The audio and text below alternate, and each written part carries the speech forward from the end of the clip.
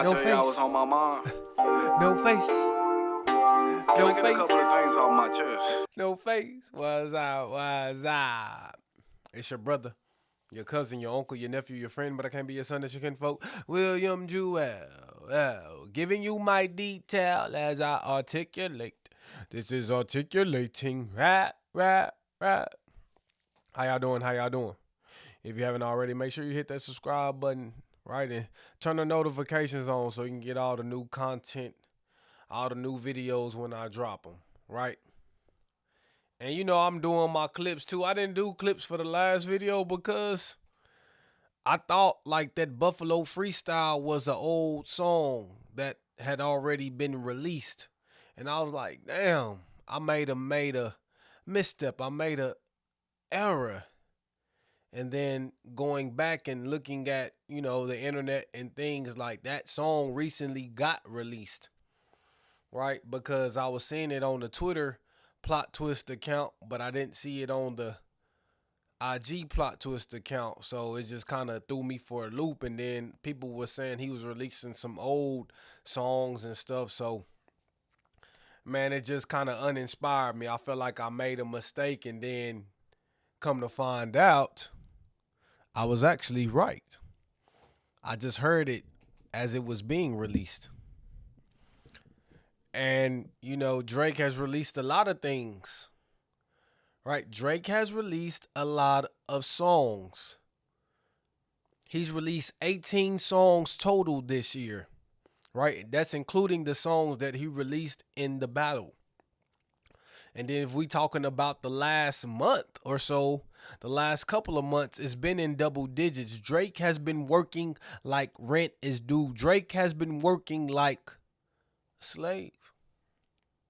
And is it because of the $400 million deal? Is it because he's trying to get his name back in good standings? Is it because he just has passion for the music? I don't know which one I could put my finger on. I don't know the reason why, but he's busy. And you know who's not busy? You know who's chilling, taking a break on vacation. You know who we haven't heard from since the rap beef, and that's Kendrick Lamar. And I was hoping we was going to hear some stuff from him. I was hoping that TDE was going to have the compilation coming soon.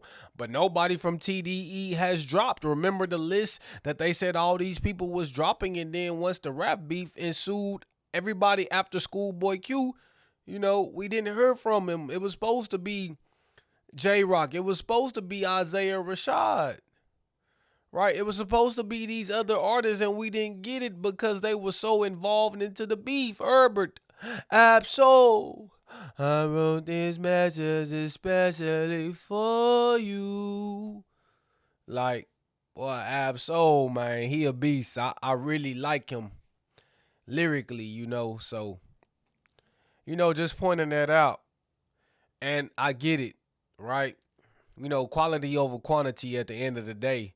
So if you are a Kendrick fan, you got to accept what he gives you, because, when he gives you something, he's going to give his all. He's going to make sure he puts his all into it. He's going to make sure it's well thought out. It's conceptual. It's just going to be him at his best, delivering the best he can for you. And then, with Drake right now, it seems like he's trying to grab hold of whatever like semblance of his old self he can. Like they said he was spiraling. Like your superpowers has been neutralized. He's trying to find a way to get his powers back. He's trying to find a antidote. He's trying to find a healer, somebody that knows the magic, somebody that knows the direction to go. Maybe he needs to go into a pyramid, right? Dig up an old coffin and find a stone that he can put on his finger and let the powers automatically come back to him. Because he looks drained. But in all seriousness, the things are getting serious. In all seriousness, Drake is taking it a lot seriouser. And this is what I was saying in the last couple of videos when he dropped It's Up Blue, Green, Red. This is what I was saying when I heard that Buffalo freestyle, right? At the end of the day, we want hip hop from Drake. We want something lyrical, something that's gonna make us think, and something that can also make us bob our head. But we want a Drake that got something to say.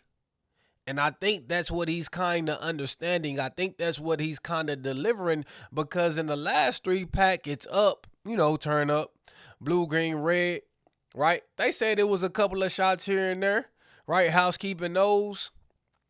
Everything that he was doing was just music, right? Everything that he was doing was, I feel like that was checking the temperature. I feel like what he's dropping now, he's really trying to catch a wave right now. What he's trying to drop now, he's really trying to catch a hit. He's really taking it serious, because no face, no face, no face. Like, nah, you can't deny Drake. You can't deny what he did on that song. He said, niggas getting lit off my features. How you get lit off the nigga you hated on? Right? And the thing is, he's saying the same thing he's been saying, but in a different way.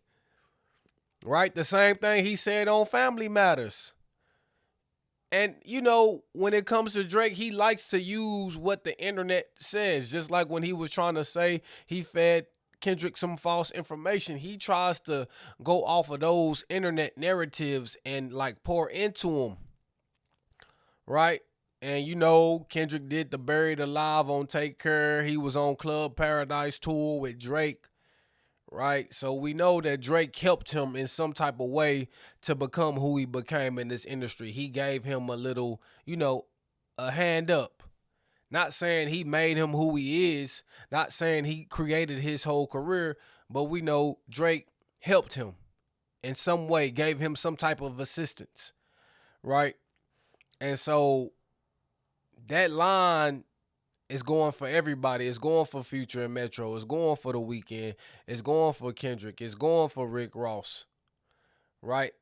And when we talking about this, but at the end of the day, and I was thinking to myself, right, and no disrespect to my white boys, no disrespect to my frat boys in college, because like they can, have sex with a woman.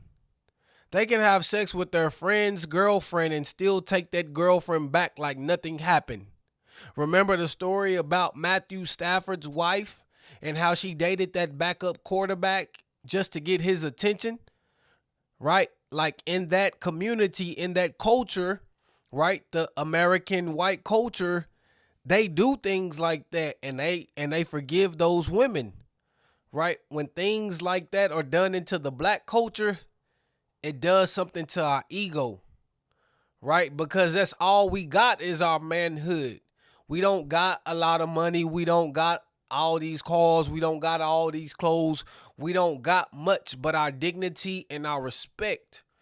And when a woman or a friend steps on that, it's hard to reconcile. It's hard to rekindle. It's hard to just, let bygones be bygones. And Drake was operating in a way where like, hey, I smashed a girl. Like, that's not a big deal, bro. Like, we do that all the time in Canada. Like, I think that's kind of like that white boy culture. And I don't think Drake actually understood, like, niggas don't like that shit. Niggas don't play that shit. Right? And so at the end of the day, right, Drake doing that, it really left a bad taste in a lot of people's mouth. They put up with him as much as they could, but I think like ultimately that was kind of like one of the reasons why guys was not really feeling Drake. And I think that was a reason on top of other reasons, right? I don't want to go into a deep dive on it, but now that I'm thinking about it, I can see why Drake thought that was acceptable, why Drake thought that was cool. Because in those frat boys and the white community, a lot of women get passed around and no one bats an eye. It's just like, okay, bro. Like that, you were dating her then, I was dating her now. Like it's no biggie.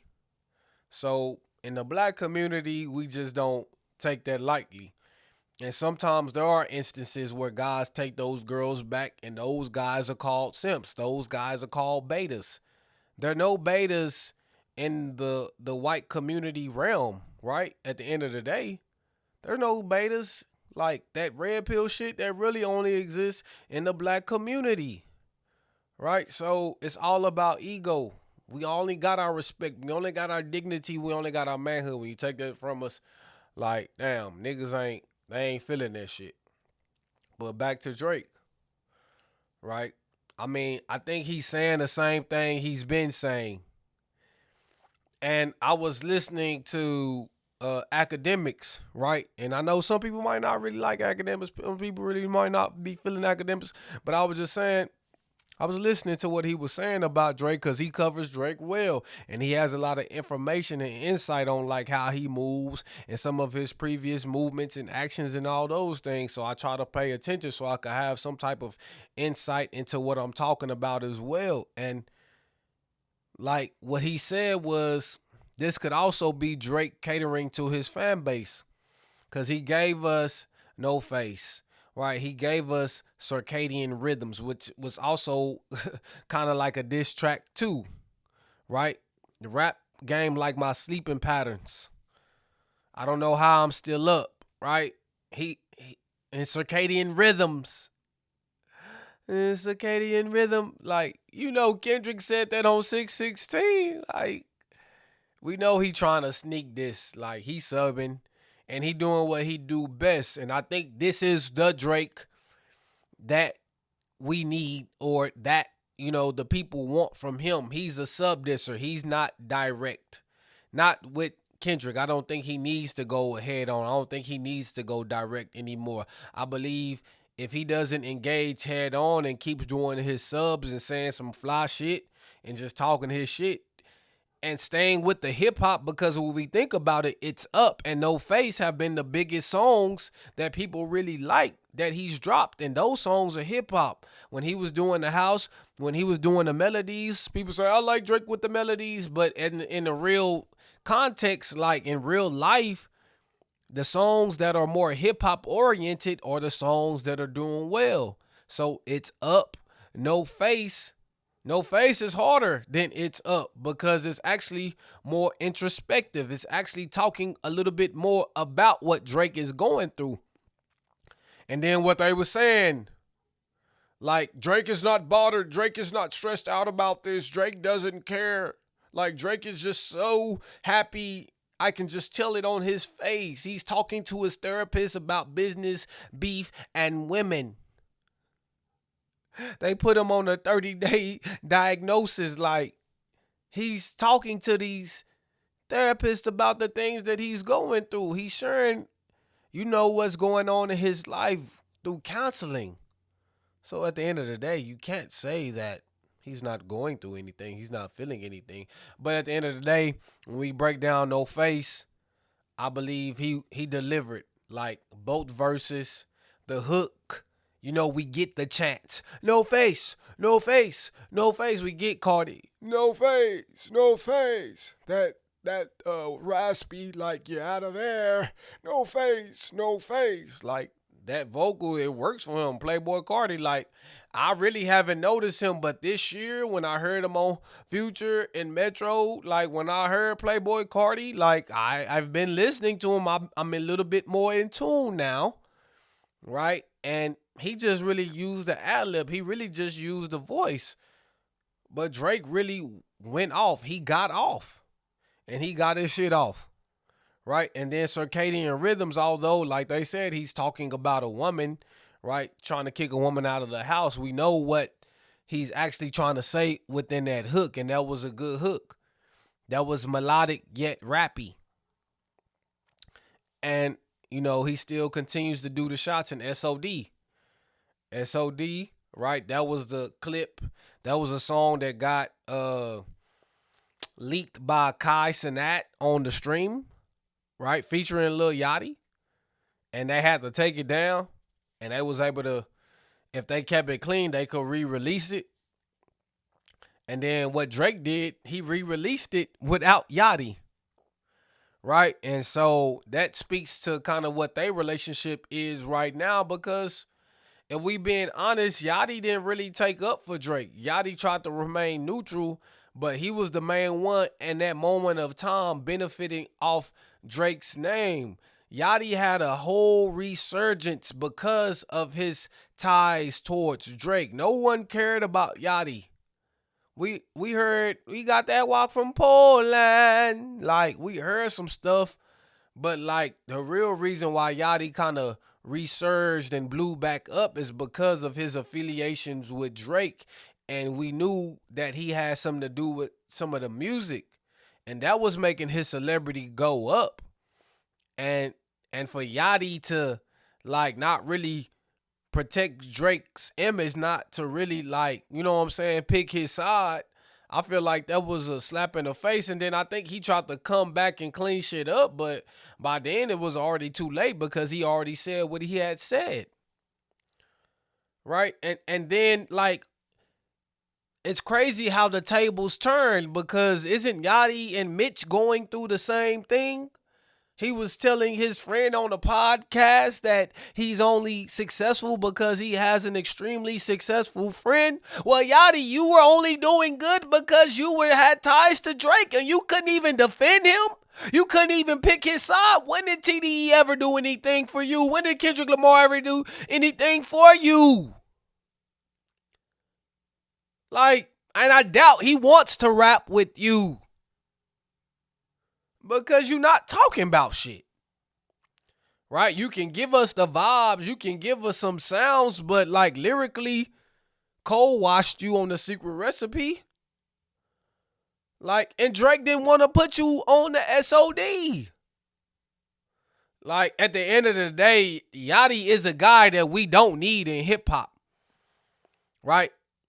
Like, as far as musically, as far as a personality, as far as a creator, somebody that's a writer, I think his presence could be appreciated. But like, what music or what songs have he done to push the culture forward?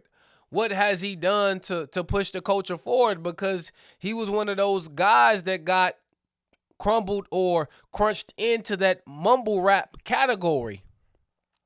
And although he's improved with his delivery, you know what I'm saying? Even had the gall to say he could out-rap Joe Budden if they did a feature right now. But I don't think Yachty is favorable. I don't think Yachty is somebody that anyone wants to listen to. I never heard somebody say cut on that Yachty.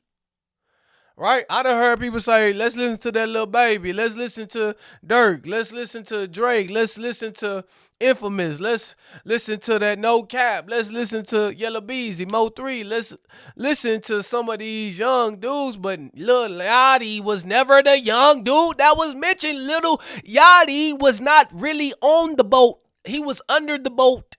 He was in the life jacket swimming for sure, and Drake came and saved his career when we really think about it, and he didn't want to pick a side. And now you got the nerve to say the same shit about to your friend? Hey, come on now, Caribou.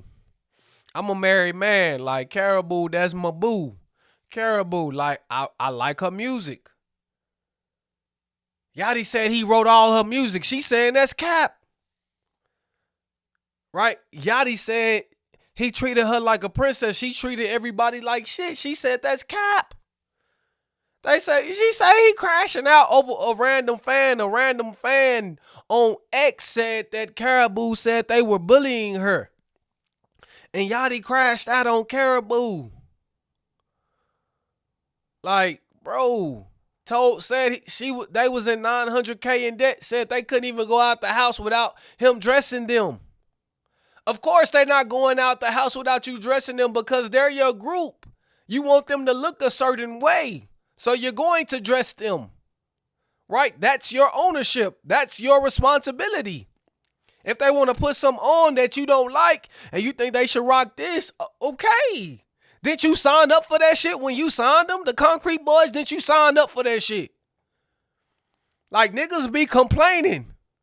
Niggas want power. And niggas complain about the responsibility. You want credibility, but you complain about the debt. Right? You want love, but you can't take the hate. Bro, you wanna cook in that kitchen, but you can't take the heat. If you can't take it, don't dish it out. Cause I ain't trying to hear all that bullshit. I ain't trying to hear all that puss ass complaining. I ain't trying to hear y'all whining. Like, bro, it's real people out here. Y'all whine about somebody said something to you on X, turn your fucking phone off. Like, motherfuckers ain't acting right, bro. You know the benefits and the losses. You talking about 900K in debt? Drake betting 450K on Israel Adesanya. And he lost through submission. Like, in this game, it's going to be wins and losses. Right? You take the gamble. You take the risk. You put on the risk. And she was panning out. She was doing well. So why pull the plug? That didn't even make no sense to me. She was getting popular. She was gaining traction. At least you could have done was put her off onto somebody else that could handle her and try to get a recoup. Try to get some dividends. But to let her walk and then just complain about how she was as a person, how you dressed her, how you put 8 carats in her ear, how you wrote all her songs. Yachty, when are you writing your own songs? Because nobody wants to hear them. I got that wild from Poland. That's the only thing in broccoli. And when you talk about that walk from Poland, I don't know what the fuck you was talking about. I don't even know what that means. Right? Nobody know what it mean, but shit was catchy, bro. So it is what it is. But I just didn't like how you handled that, bro. And I don't like how you handled your friend Drake. So we know Yachty's an industry guy. Yachty's gonna rock with you when everything is going well for him. But the minute that you get yourself into trouble, the minute that you do something that he doesn't like, then he tries to separate himself. Like, he just don't know how to be a boss, and you can tell. And you can tell, Tyrese, how much more do you want from me? Like, I hate to go to the pop culture. I hate to talk about like interviews and like celebrities and like all they gossip, all they tea, all that shit. I don't really want to talk about it. But, you know, it's not a lot of music that I can really dissect right now. It's not a lot of music that I can really break down. I feel like I done broke down pretty much everything that's worth listening to. I didn't get to Cash Cobain. And I probably will get to Cash Cobain. I feel like I overlooked him. You know what I'm saying? Cash Cobain, Lil Tyler. Like, a couple dudes dropped days before Rodeo. Travis Scott, he released his mixtape before the Rodeo. You know what I'm saying? Before he dropped the album Rodeo, he released his mixtape on the DSPs. Right? And to be honest, I really wasn't on Travis Scott back then when he released that mixtape. So I think it would be worth for me to go back and listen to. But Tyrese, man, pain can make a man strong. Pain can build a man up. But when you continue to revisit that pain, you know, you can put yourself in a negative spot. Right? You want to recycle that pain only when the moment calls for it. But you don't want to recycle that pain every time they put a mic and every time they put a camera in front of you. I don't have an ex-wife. I never been famous. I have a wife. And she's always been there for me. But the pain in that brother's eyes, right? You can tell he's still dealing with it. You can tell he's kind of been hurt beyond repair. You can tell that he's never really going to heal from that. And I feel sorry for any woman that deals with him after.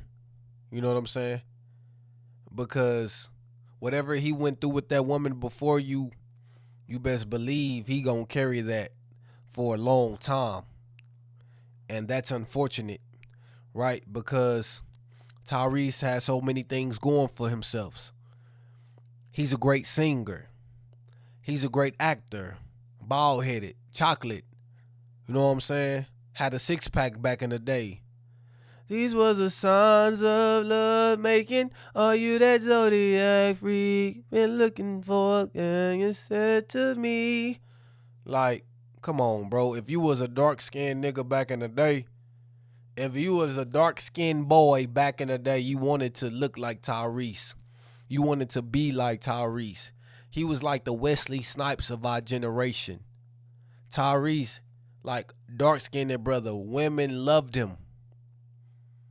Right? Baby Boy, Jody, Taraji P, Snoop Dogg. Right? Like, that was a classic movie. Ving Rhames. Like, Tyrese was just a guy that, like, if you was a dark-skinned boy growing up, he was a role model. Right? And just to see him in the condition that he's in, to see him continuing to cry out. And I don't know if it's a cry for help, but it seems like he's crying for help. And it seems like he hasn't gotten the help since he's been crying about it. It seems like he's still internalizing all these things that's been going on with him in his private life. The child support, bro, like, I get it. But when you're a man of fame, when you're a man of wealth, you got to expect that these women going to come at you no matter how good you think it is to be true. You got to understand that they always can have some play in their back pocket. You got to understand that manipulation's not off the table. That's why I'm glad I got the woman I got right now, because I'm just a regular dude. So she married me for me. I ain't really have shit to give her like that. Just my love, my attention, my time. Right? So when you're a celebrity man and, you know, you dealing with these women that want you for one thing, and you're a good looking brother. Right? You think you pulling these women because you just good looking, just because they want to be with Tyrese. And although they might have a good time, although they might want to be with you in that moment, but at the end of the day, they still could be plotting and planning on doing something else. And he says she's making $150K a year. Why does she need $40K a month in child support? He's already paying $20K. So I don't know if it's the money that's hurting him or if it's just the woman that's hurting him, because maybe he didn't think she was that cruel. Maybe he didn't think she was that manipulative. Maybe he didn't think that she was a user. And maybe that's what's hurting him the most. And because he has to make those payments, because he has to look at his bank account, because he has to look at his daughter that may somewhat resemble that woman, it reminds him every day. But you got to stop that crying, bro. Like, a lot of people, a lot of men, they want to cry on TV. Right? But, like, when you really cry, like, it's like that cry where you can barely, like, keep your words together, like, where you damn near be stuttering. Like, that got to be your cry, bro. Like, ain't no crying, shedding a tear. Like, yeah, bro. Like, I get it. I get it. But somebody got to tell y'all niggas to man up. And I'm not the strongest person. I got my weak moments. I got my moments where I want to shed a tear. I got my moments that I might cry. But it takes a lot for me to see a man being able to stay strong, being able to be stoic, being able to stand tall, stand on business, it means a lot. It inspires me. It motivates me to be more rugged, to be more tough, to be more solid. It just motivates me more. So what Scarface say, I never seen a man cry till I seen a man die. Right? Zero said, I never seen a man cry till it was my own eye. Like, at the end of the day, like, what I've learned as a leader, what I learned as the man of the household, the man of the house, what I learned in being in this position, like, your family watch you, your wife watch you, your kids watch you. The people that want to be like you as far as aspiring fathers, aspiring husbands, they watch you. The women that want a man like you, they watch you. Your family, your mama, she watching you. How she raised you, how are you treating your family? How was her teachings able to affect the way you parenting, the way you treating your wife, your grandparents, your cousins, your brothers, your siblings? They all watching you. And like, the responsibility, the weight of that shit is heavy. Right? And fuck breaking down. Fuck crying about that shit. Like, nah, hold that shit in. Hold that shit together. Like, let people know it's still men out there that can be bold, that can be brave, that can be courageous. Without showing you that side of them, be emotional about your passions. Be emotional about perseverance. Be emotional about your purpose. But don't be emotional about your pain. Don't let them see you sweat. Don't let them see you cry. Don't let them see you hurting, because nobody's feeling sorry for that.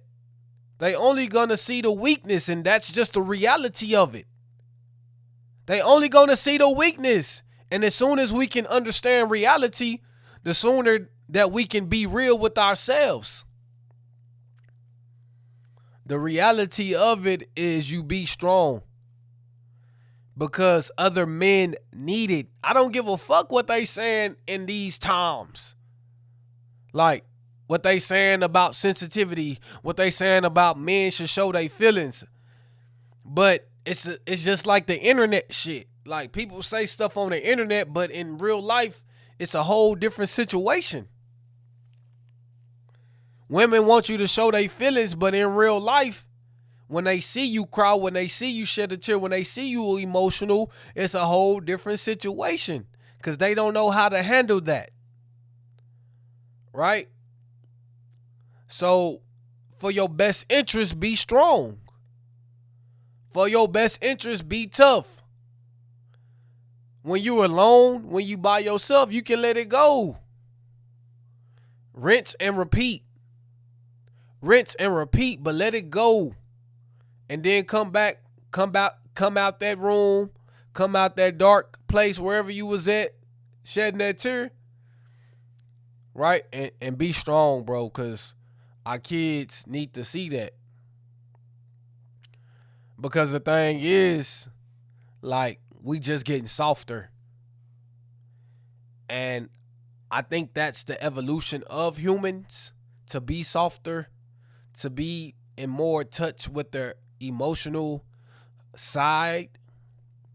But I believe if we want to make this world go forward, and if we want to be still seen as the men of old, as we want to be held in the same regard as our grandpa, you know what I'm saying, as our daddies, like, if we want to be held to that standard, then there's a standard that we got to stand on. There's a standard that we got to reach. There's a certain type of masculinity. There's a certain type of manhood, although it could be toxic, although it could be, you know what I'm saying, suppressing certain emotions. We got to do it. Because same thing when you got to fix shit around the house.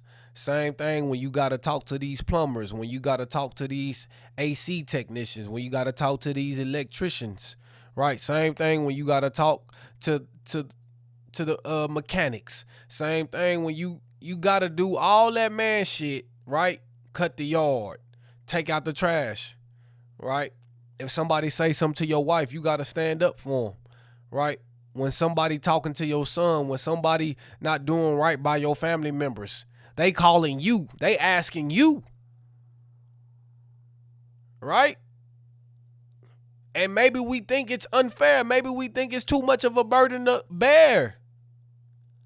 But if we want to be that guy that they can call on, if we want to be that guy they can depend on, then it got to be some hardness to us. It got to be some toughness to us. It got to be some type of edge, some type of sharpness to our points. Right? We can't fold. No. Cause I don't buy into that shit.